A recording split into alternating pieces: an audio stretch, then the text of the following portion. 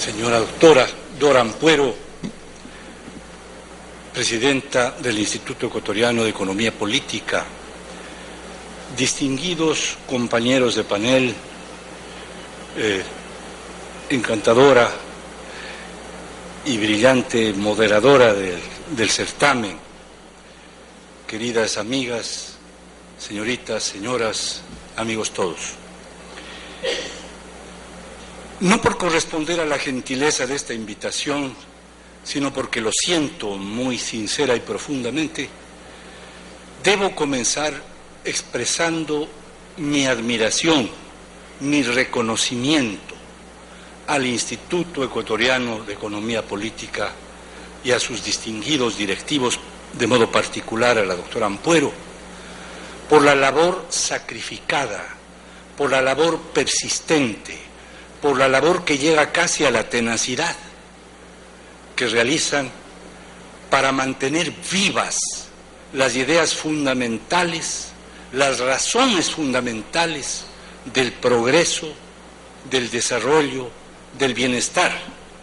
ideas y razones que configuran a los gobiernos y a las organizaciones políticas eficientes, progresistas, que avanzan, que progresan, no a las que se paralizan, a las que retroceden al pasado. En un país en el cual el dominio de las ideas fracasadas hace 20 años de manera estruendosa, las ideas del marxismo y del socialismo en todas sus variedades, han llegado a ejercer tal dominio sobre las conciencias, sobre las inteligencias, que resulta casi imposible obtener o conseguir que se reflexione con sensatez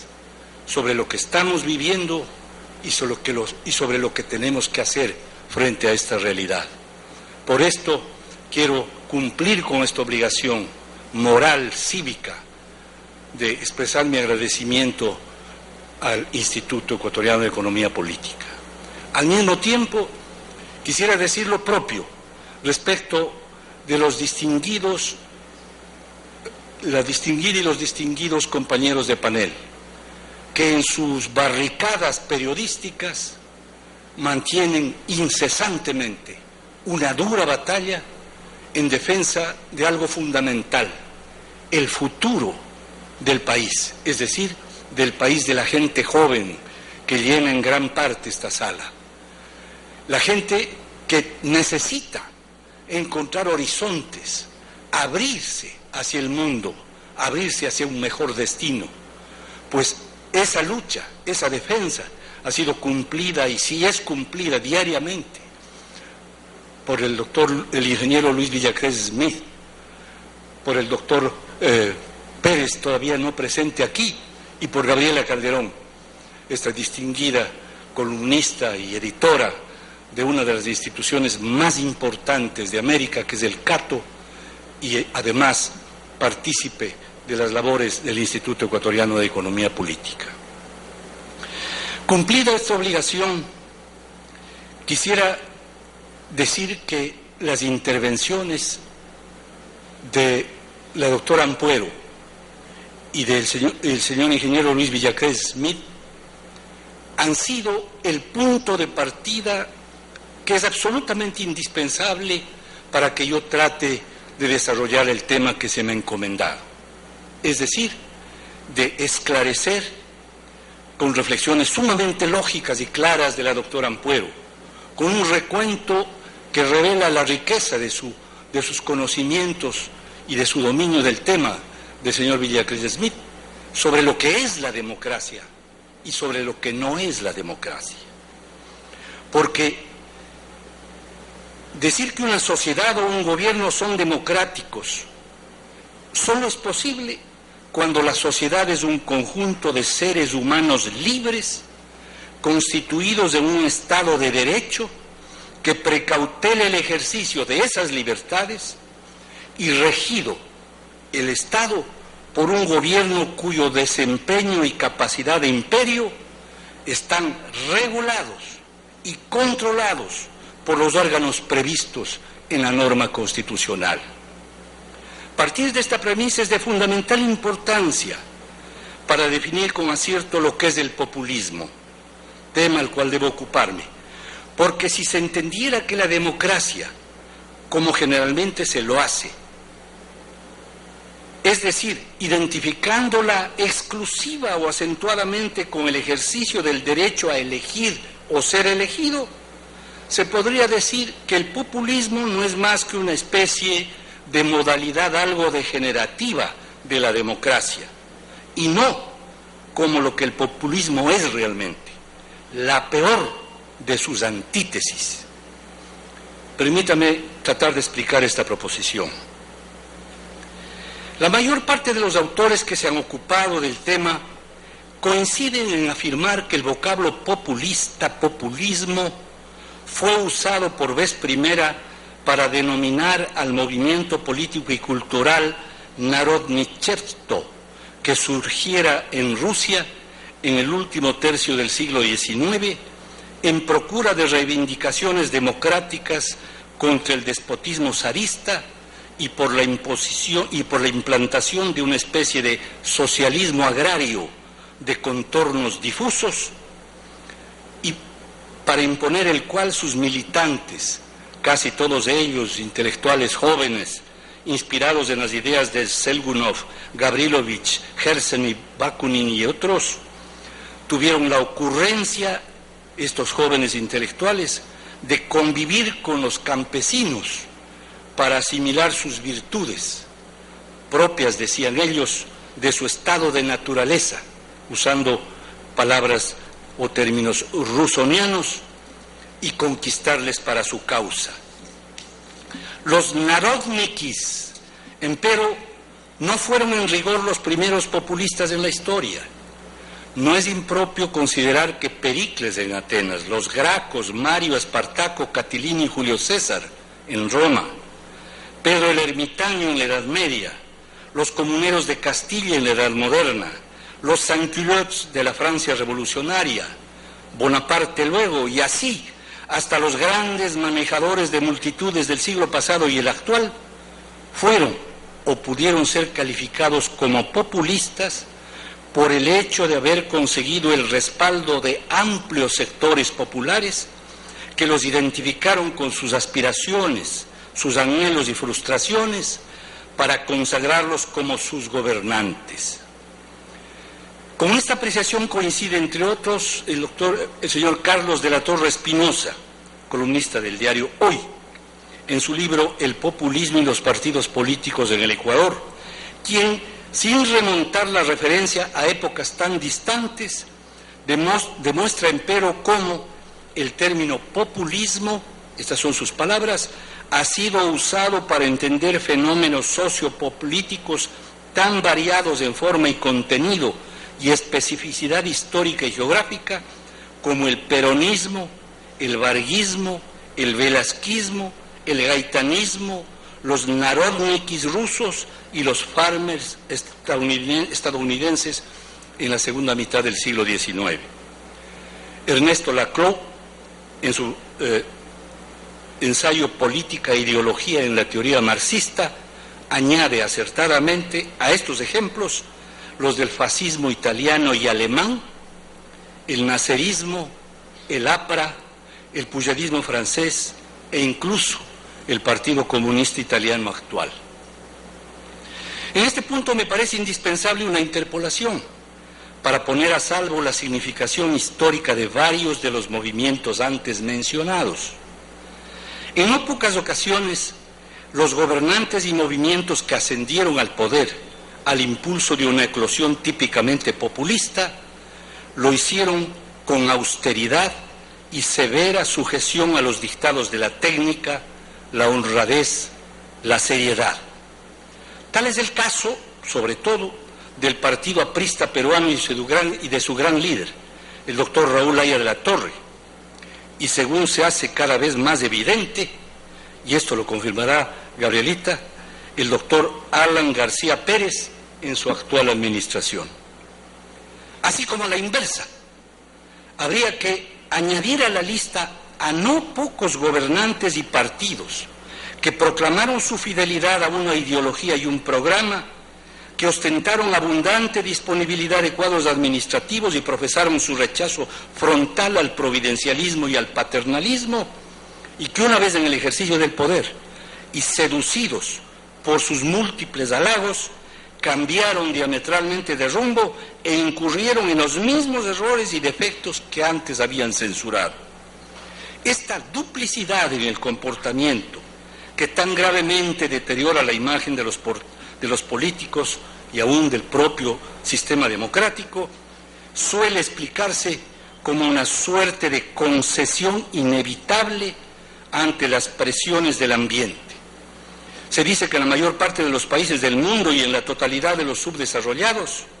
existe una suerte de predisposición idiosincrásica favorable al estilo populista de gobierno, aseveración que resulta muy difícil contrariar, con lo cual se explica la persistencia y la vitalidad de los movimientos de este género y en gran medida las transgresiones y transacciones de los que, no siéndolo, gobiernan como si lo fueran. Pero volviendo al tema, ¿qué es entonces el populismo y cuáles son las causas de su génesis y de la diversidad y persistencia de sus manifestaciones? El análisis comparativo de los casos enumerados permite deducir ciertas características que pueden estimarse como notaciones esenciales y genéricas del fenómeno. Estas son una movilización popular, casi siempre policlasista, que se produce en torno detrás de un líder o un núcleo dirigente de muy vigorosa presencia en procura de objetivos de contornos imprecisos, pero intensamente apetecibles, los cuales en una infinita variedad específica consisten esencialmente en desajustes, cambios, traumas y crisis de orden social, económico, político. La agudización de las tensiones interétnicas o los contrastes en los niveles de bienestar y de distribución de la riqueza entre los individuos, sectores sociales o regiones, los conflictos de transición de la economía agraria al industrialismo incipiente, la explosión demográfica y la migración del campo a las ciudades, las derrotas o humillaciones internacionales, el derrocamiento de regímenes autocráticos y la liberación del colonialismo, las tensiones entre países atrasados y desarrollados, la exaltación de la religiosidad o los sentimientos nacionalistas, la instauración del sufragio efectivo y el descrédito de las organizaciones partidistas tradicionales han sido, entre otras, esas causas profundas que provocan esa rápida movilización de vastos sectores sociales a una politización intensiva fuera de los canales institucionales existentes. Al conjuro del mito popular, el más funcional en la lucha por el poder político, que, según dice Ludovico Encisa, está latente aún en la sociedad más articulada y compleja, más allá del orden pluralista, para materializarse repentinamente en los momentos de crisis. Pero el populismo no es solamente una movilización imbatible en procura del poder político. Es, por igual o ante todo, según quiera verse, una manera sui generis de ejercer el poder, un estilo peculiar del arte de gobernar, un modo característico de concebir la relación pueblo-gobierno, un método y una estrategia típicos para atender y satisfacer las necesidades populares. Dada la relación aparentemente sin intermediarios, por la inexistencia de la estructura partidista tradicional entre el líder gobernante y el partidario pueblo, este tiene la sensación, el pueblo, de una cercanía, de una casi intimidad y una total identificación que aquel, el gobernante demagogo, procura acentuar con el gesto, con la palabra, con el comportamiento y con la acción. La concesión de audiencias amplias y frecuentes, los recorridos de obras, las sesiones de gabinete en todos los rincones de la geografía nacional o las visitas familiares debidamente difundidas, la realización de mítines, concentraciones, el uso atosigante de la publicidad audiovisual, los grandes retratos, los eslogans y las banderas conducen a crear y robustecer esta sensación de cercanía del pueblo con el gobernante y de una supuesta vinculación afectiva entre el gobernante y sus gobernados. De otro lado, como el gobernante populista concibe el ejercicio del gobierno primordialmente como un medio para consolidarse en el poder o para evitar el triunfo de sus adversarios, los extremistas, los neoliberales, los infieles, los imperialistas, su gestión se dirige a este fin, con preferencia o con exclusión de cualquier otro. Las obras faraónicas, o al menos la estentórea contratación de grandes proyectos, la realización ipso facto de cuánta obra menuda se requiere, la adquisición de equipamiento militar para la defensa de la soberanía y el sagrado patrimonio nacional, y sobre todo el obsequio dispendioso de los dineros públicos, latisueldos, subsidios, granjerías, son los modos más socorridos para realizar este propósito. Esta dadivosidad del gobernante populista ha llegado en algunos casos a niveles de lo atrozmente delictivo. Este fue el caso de Hitler y su nacionalsocialismo. Según lo demuestra Götz Ali, un galardonado investigador y politólogo alemán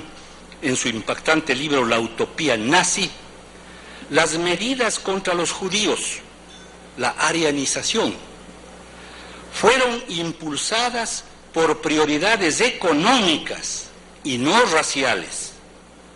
pese a la propaganda hecha en este sentido. El mundo ha creído, y todavía cree, que la exterminación, primero la persecución y luego el exterminio de los judíos, obedeció a una obsesión racial de Hitler y sus secuaces. No,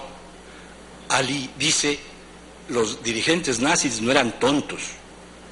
Ellos no podían seguir una obsesión que no les rindiera beneficios. Por eso desarrolla y comprueba que este afán de persecución obedecía a la necesidad de apropiarse de las riquezas, de los recursos, del patrimonio de los judíos para financiar la dadivosidad del gobernante con el pueblo alemán, al que, como vamos a ver, mantuvo en calma y mantuvo solidario con él hasta casi el final de la Segunda Guerra Mundial. Un decreto de abril de 1900 se denominó a la cruda apropiación de todos los bienes de las víctimas de la expatriación y el exterminio, tras lo cual Hermann Göring dijo: los beneficios de la eliminación de los judíos en 1938 obligó a los judíos a efectuar una declaración de sus bienes como paso previo a la desjudeización total y definitiva de la economía alemana, con piña generalizada, dice este tratadista alemán Götz Ali. Y de este modo el pueblo alemán no tuvo que sufragar los costos siderales de la guerra, ni sufrió, casi hasta el final de la misma, corresponden únicamente al Reich, o sea, al Estado alemán. A este infame expolio se añadió después el de los países que fueron ocupados. La ocupación devino en sinónimo de la escasez y el empobrecimiento que padeciera en la contienda de 1914 a 1918. Y por supuesto, una apreciable mayoría siguió inalterablemente fiel a su amado Führer. Todas estas barbaridades y sin razones suceden cuando el líder gobernante devenido en demagogo, que casi siempre es una personalidad aquejada de traumas psicológicos lacerantes y profundos, llega muy fácilmente a convencerse de su propia patraña ya no es simplemente el conductor de su pueblo, sino su propia encarnación. Y como el poder es del pueblo, el poder es suyo, y el erario también. Y quienes se atreven a contrariar sus designios y hasta sus delirios, no son sus opositores, sino enemigos del pueblo, de la revolución, de la patria, de la fe, y por ende sujetos a cualquier forma de represión, de castigo o al menos de vilipendio. Naturalmente, como semejante manera de gobernar contradice la lógica administrativa más elemental, puesto que en ella no cabe el concepto de planificación, ni las estimaciones de costo y beneficio, ni el señalamiento de prioridades, los resultados son ineludiblemente catastróficos. Y lo son, y los ejemplos abundan, y se repiten en casi todas las latitudes, especialmente en los países subdesarrollados, en los que la escasez de recursos se encuentra en dramática contradicción con el crecimiento exponencial de las necesidades y los apetitos. Y el colapso, si bien en tiempo de vacas gordas se pueden diferir en alguna manera, lo más probable es que las facturas de la improvisación, el dispendio y el desorden se paguen en efectivo. Por lo que resulta poco menos que imposible que liderzuelos jacarandosos y facundos, que seguramente seguirán ganando las elecciones, puedan repetir una vez en el poder la cínica frase del célebre rey Luis XV, après de moi le déluge, puesto que si lo hacen, su destino será el mismo de ese extraño y misterioso, celestial y demoníaco personaje creado por Patrick Suskind en su novela, estupenda novela, El perfume. Ese Jean-Baptiste Grenouille que, al ungirse con el mágico perfume del amor supremo, que según sus palabras era un arma que confiere un poder mayor que el poder del dinero, o el poder del terror, o el poder de la muerte, el insuperable poder de inspirar amor en los seres humanos. Se ungió con este perfume y provocó tal delirio en la canalla congregada en torno suyo que terminó siendo devorado hasta la última fibra por aquellos que querían tener dentro de sí algo de él. Pero no solamente el colapso de la economía, la agudización de los problemas y las tensiones sociales y la devastación institucional configuran el balance de la gestión populista. Lo peor de todo es la dimensión, muchas veces insuperable, de la tarea que les espera a quienes, pasada la tormenta y aquietadas las pasiones, deban emprender la ímproba tarea de la reconstrucción. Sin ir más lejos en el tiempo ni salir de nuestro entorno, los testimonios de quienes asumieron esta abrumadora responsabilidad,